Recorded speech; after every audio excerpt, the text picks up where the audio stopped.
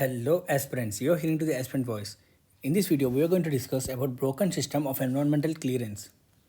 Before getting into the topic, let me remind you to please like, share and subscribe to my channel so that you will not miss any updates of the important current affairs in perspective of UPSC. Now let's get deep into topic. Recently, MOE FCC, that is Ministry of Environment, Forest and Climate Change, has announced that it will rank the states on environmental impact assessment. Assessment authorities based on their different criteria, which would exhibit their efficiency and also the speed.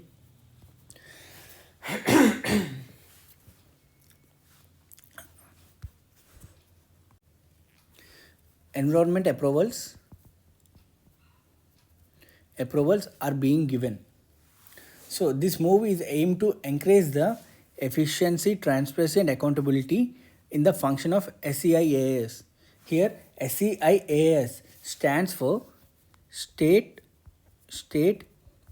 Environment Impact Assessment Authority. So SEIAA stands for State Environment Impact Assessment Authority.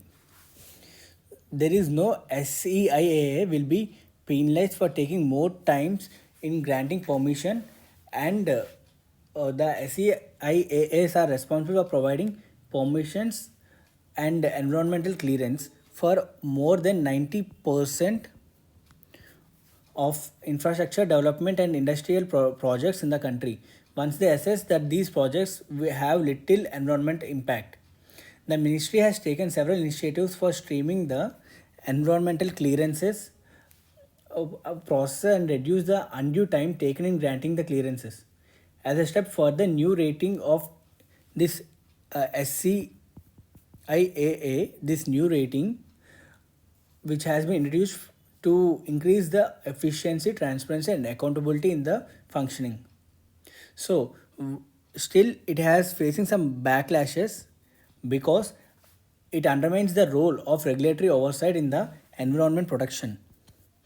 Because a proper study should be taken if there are targets and it is ranking on the targets or basis of time it taken to clearance, technically it may affect the efficiency on the assessment too. So this point is oversight and recognized in several Supreme Court verdicts as one of the key instruments to ensure the right to life. The ranking exercise will compromise the SEIA's mandate to assess the impact of industrial, real estate,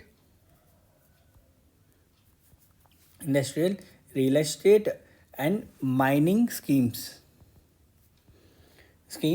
on the environment, and led to an unhealthy competition amongst these agencies to swiftly clear projects without due diligence. Now let's understand some instances where the ministry has chipped away at key environmental regulation, that is extending the deadline,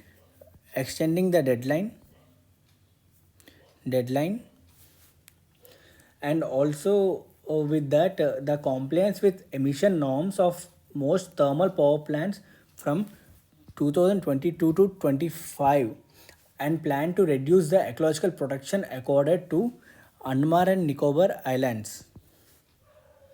The diluted the coastal zones notification proposed to amend the Forest Conservation Act to allow the use of forests for infrastructural projects in areas of strategic importance, and it granted relaxations. Include the thermal power plants,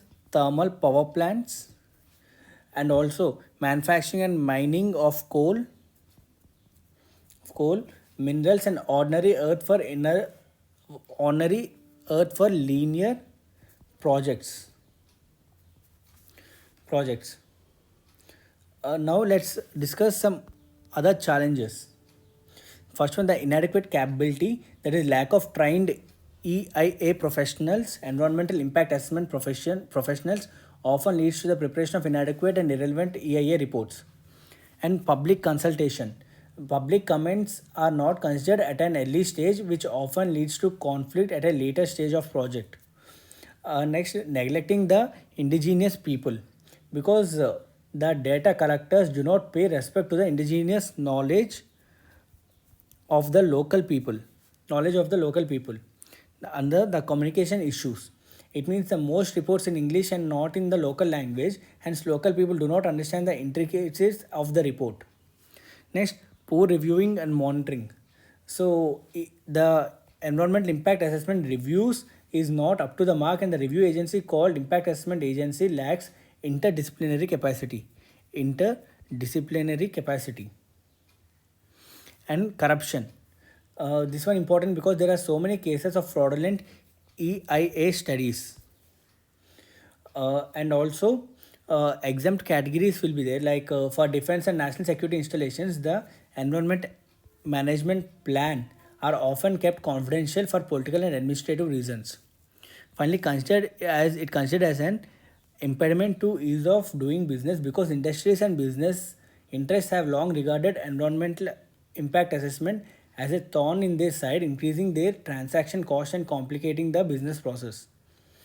At a time when climate change is driving home the ecological fragility of large parts of India, and pollution and water scarcity are taking a serious toll on the well being of people in cities and villages, and regulatory bodies require enabling policies to perform their task with rigor. The grading exercise instead reduces them to clearing houses. The center must rethink its move. Now let's understand that environmental impact assessment. They use some tools to identify the impact. Those are environment, social, and economic, which will be studied their impacts of a project prior its making. The United Nations Environment Program defines EIA as a tool to identify. So by using EIA, both environmental and economic benefit can be achieved. Here, the main aim is to predict environment impact and find ways to reduce such impacts and shape project to suit the local environment, that is local environment, and present predictions and options to the decision makers. The main philosophy behind is precautionary principle, because the impact on environment will be considered first. Environmental impacts will be considered first as the environment harm is often irreparable and one cannot reverse an oil spill, for example. Now let's understand the history.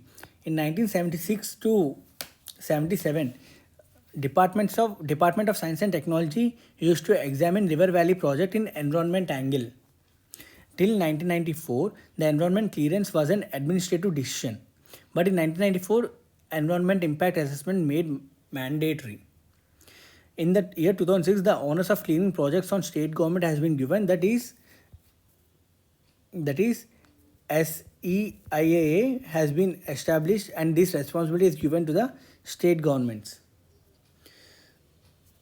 So here the donor agencies like World Bank and Asian Development Bank had different set of requirements for giving environment clearance to projects funded by them. So according to that, they will look into it, and it is responsibility of SEIAS to give the clearance by studying the impact assessment. So this is all about the broken system of environment clearance. I hope you do like this video. If you do like this video, please like, share, and subscribe. Thank you.